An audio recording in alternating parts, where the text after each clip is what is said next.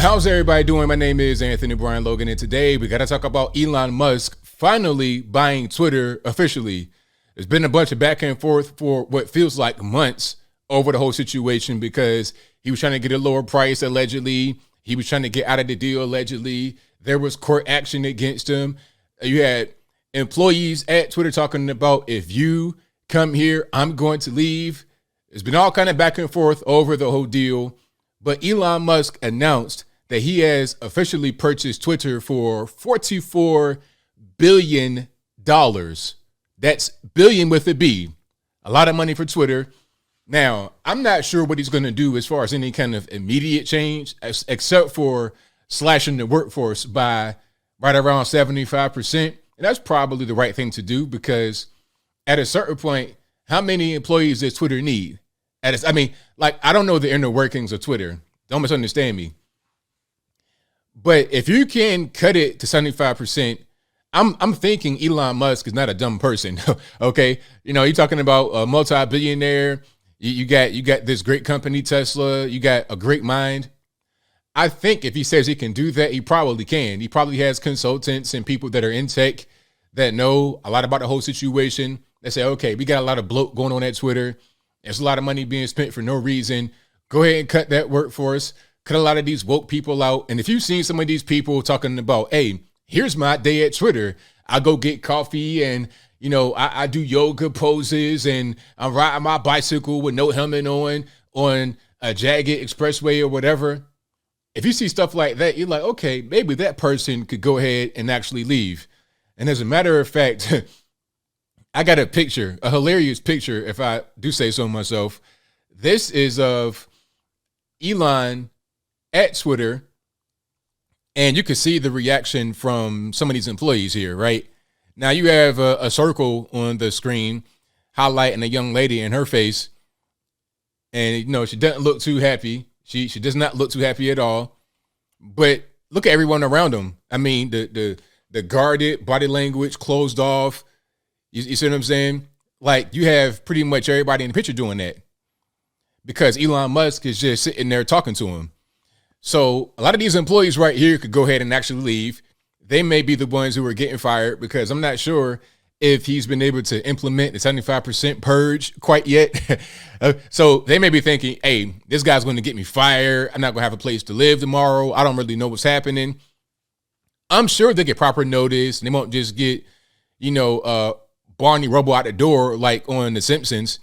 When Mo Sizlak comes back to the bar and Barney been in there drinking up a storm, 3 sheets to the wind, tore all the pieces, tore out the frame.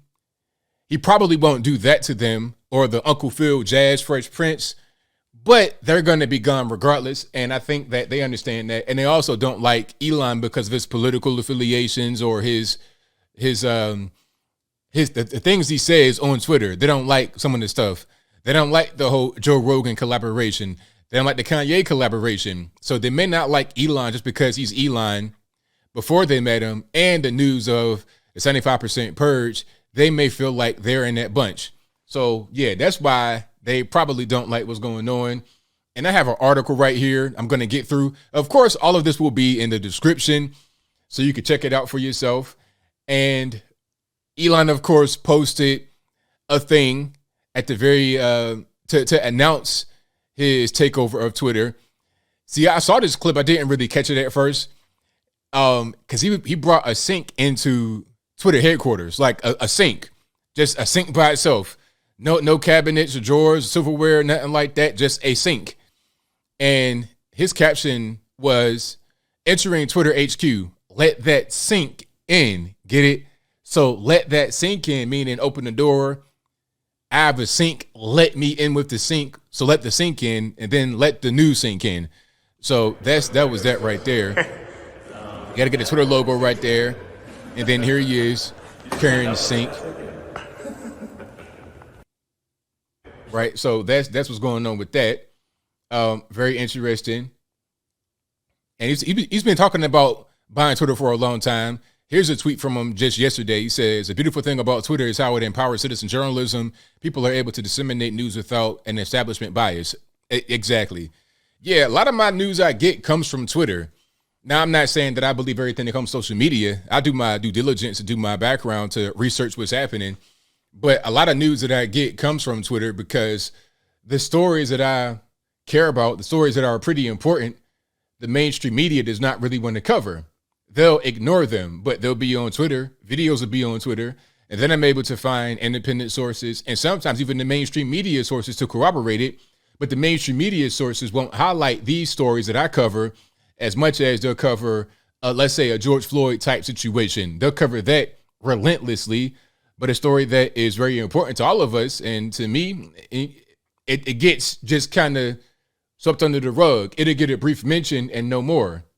But I try to bring a highlight to it, and Twitter does a great job of bringing a highlight to it, except for when they don't bring a highlight to it and they want to behave like the mainstream media, which they should not be able to, because the thing about mainstream media, or let's say a magazine, they curate their news, meaning they select certain stories and they highlight them. And then certain stories they don't select, they don't highlight, they don't show.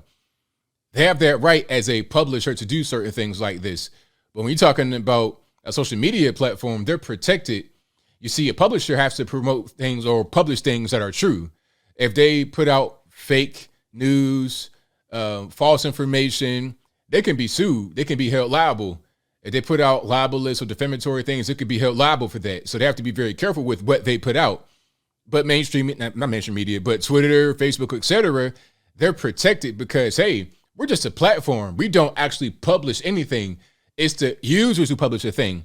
So if a user publishes a Hunter Biden article, for example, Twitter.com cannot be held liable for that because we didn't do it. That's the whole gist of it. So they have protections. But then when they begin to try and curate and publish and censor certain things just because they don't like it, like the Hunter Biden story, now they go into a whole different world. They are not operating in good faith. They're not operating how they should. They're not operating how we need them to operate as a neutral platform. So I'm glad that Elon Musk is there. Hopefully he's able to regain that neutral platformship. But, you know, there's a video I have right here, just real briefly, because I know I got limited time. But here is a video from earlier this year about how Twitter actually is on the inside. And I think Elon can do a lot to fix this, especially when he does the 75% purge. Let's check it out right quick. And of course, this video will be in the description as well. Twitter does not ruin free speech. What do you Elon mean? really was free speech capitalist. If we weren't really operating in a capitalist mode, we were very. So in case you didn't hear it or see it, he said at the very beginning, this is a senior engineer at Twitter. He says, Twitter does not believe in free speech, but Elon Musk believes in free speech. And then he's talking about, well, Elon is capitalist and Twitter operates in a very socialist way. This is a person who works at Twitter, a senior engineer who understands the environment and the culture. This is why it's very important that Elon Musk is there. Operating in a capitalist mode, we were very socialist. Like, we're all like communist.